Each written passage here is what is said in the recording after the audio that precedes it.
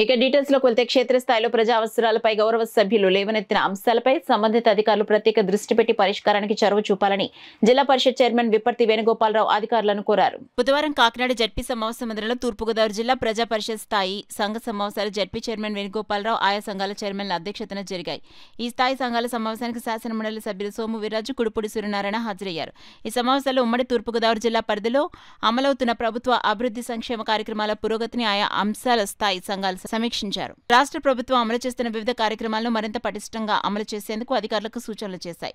తొలుత రామచంద్రాపురం మండలం జడ్పీటీసీ సభ్యులు ఎం వెంకటేశ్వరరావు గత ఆగస్టు నెలలో అకాల మరణానికి చింతిస్తూ సభ అంతా నిమిషం పాటు మౌనం పాటించింది.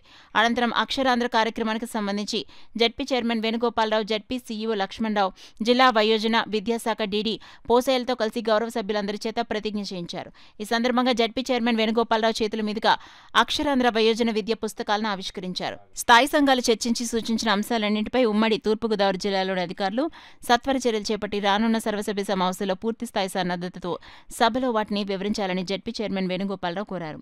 సమావేశంలో ZP CEO VVS Lakshmanarao, deputy CEO Ram Gopal, ZPTC సభ్యులు, వివిధ శాఖల జిల్లా అధికారులు పాల్గొన్నారు.